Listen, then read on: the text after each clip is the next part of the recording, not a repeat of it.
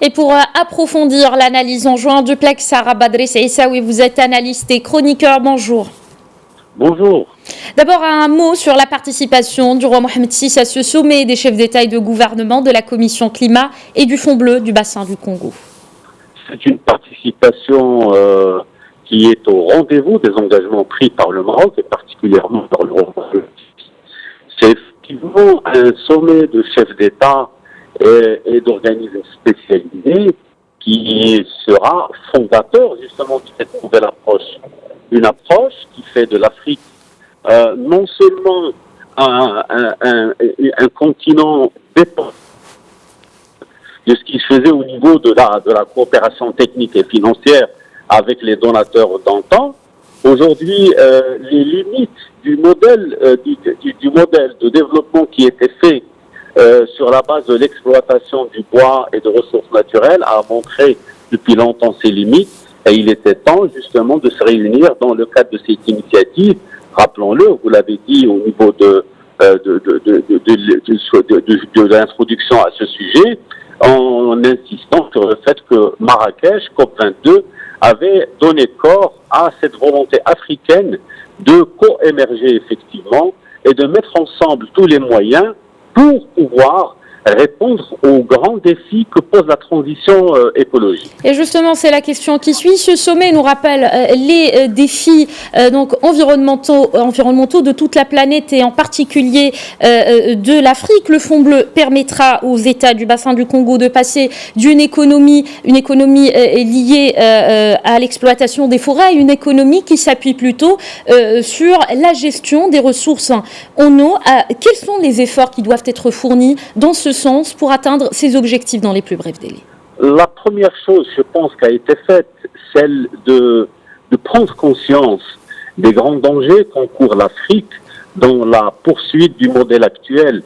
Et surtout, quand on pose cette question, comment on va gérer les ressources pour les générations futures? Ça, ce sont les questions qui ont été posées par la COP, et particulièrement la COP 20, la COP 21 et la COP 22 à Marrakech.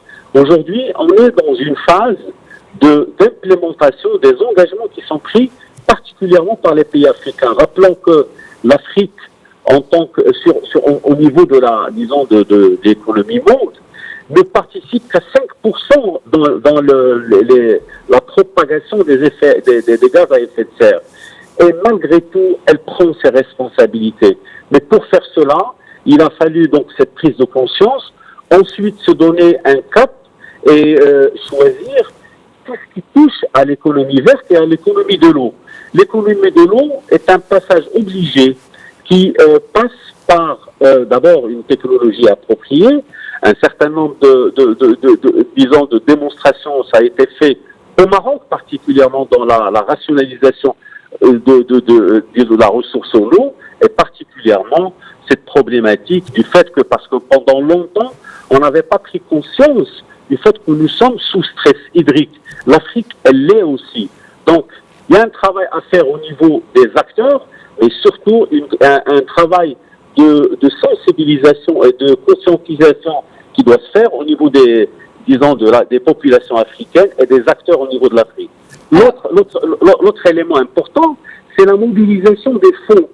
Avant, on avait toujours un problème comment financer ces projets qui sont certainement coûteux au départ, mais dont le coût d'opportunité est extrêmement intéressant pour les économies africaines.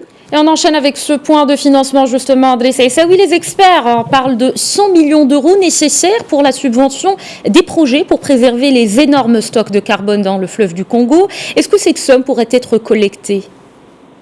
Vous savez, en principe, quand on le sait en termes d'économie publique, les fonds ne posent jamais de problème. Dans la mesure où il y a des fonds au niveau international, il y a des engagements qui ont été faits à Marrakech, mais surtout, ce qui va se faire, c'est que les pays partenaires et les parties prenantes à ce projet se mobiliseront. Ce ne sera pas certainement suffisant, mais déjà comme politique d'amorce, de changement d'attitude, de changement de politique publique à ce niveau-là est très important parce que c'est les premiers projets qui seront déterminants pour pour la réussite de cette initiative. Alors Driss Essaoui, l'expérience marocaine et le savoir-faire du Maroc justement dans le domaine des énergies renouvelables est indéniable. Aujourd'hui, le roi Mohamed VI, on le sait, suit l'état d'avancement des différents projets, des différents grands chantiers, en particulier à la station Nour de Ouarzazate. Comment cet esprit peut-il être traduit avec nos partenaires africains? Cet esprit, il est présent. Le Maroc n'est pas allé vers l'Afrique avec la volonté de vouloir profiter d'une opportunité et partir. Le roi Mohamed VI l'a dit à plusieurs reprises. Le Maroc, il a sa dimension africaine, il a ses prolongements, et pour cela, la mise à disposition de son expertise, qui quand même aujourd'hui, elle est reconnue à travers le monde, se fait d'ores et déjà. Vous savez, le Maroc est très présent dans les pays du Sahel à travers une assistance technique pour tout ce qui touche à la désertification, et ça se fait aussi dans le cadre d'une coopération triangulaire. Mais aujourd'hui, l'expérience réussie par le Maroc en ce qui concerne les énergies alternatives, elle est à la disposition des pays africains à travers justement des organismes spécialisés qui travailleront de manière concrète dans le transfert de technologies et la mise à disposition de toutes ces avancées disons, au profit des pays africains concernés par cette initiative. C'est ça, oui. Maintenant, les chefs d'État et de gouvernement devraient adopter aujourd'hui la déclaration d'opérationnalisation justement de la Commission climat et du Fonds bleu à soumettre par la suite aux pollueurs. Est-ce que ce genre d'initiative peut être efficace? Est-ce qu'ils pourront justement, les chefs d'État, convaincre les pays pollueurs? Vous savez, c'est la meilleure façon de faire parce que on n'a pas cessé de dire que l'Afrique n'est pas au niveau de pollution que la Chine ou les États-Unis ou l'Europe. Mais de toutes les manières, quand on est dans ce genre de discussion, surtout que comme vous le savez, les États-Unis souhaitent se retirer de l'accord de Paris, ce qui est dommageable pour la terre entière. Et aujourd'hui, des pays qui n'ont pas les moyens de ces grandes puissances ont pris l'initiative de gérer par eux-mêmes leurs propres problématiques, en mobilisant des fonds, en mobilisant les technologies, en mobilisant les acteurs de la société civile, les acteurs publics. Ça, c'est la meilleure démonstration de la volonté de bien faire, je pense. Il y a un plaidoyer à monter à ce niveau-là et que la voix de l'Afrique devra être entendue de toutes les manières. Alors Driss Essaoui, pour mieux comprendre, en fait, il y a deux concepts qu'on entend souvent. Une question plus technique maintenant. Pouvez-vous nous expliquer ce que c'est l'économie verte et l'économie bleue pour les téléspectateurs? L'économie verte, vous le savez, c'est tout ce qui touche à ce qu'on pourrait appeler, si vous voulez, l'économie circulaire, c'est-à-dire les économies qui vont dans le sens de la réduction des activités économiques et industrielles à gaz à effet de serre et qui aggravent les déficits constatés à ce niveau. Pour ce qui est de l'économie bleue, c'est tout ce qu'on va découvrir, c'est ce qui va être pourra être découvert à travers une rationalisation d'une ressource extrêmement rare à laquelle on n'avait jamais traité à savoir l'eau. Alors, en le gérant de manière rationnelle, on le voit.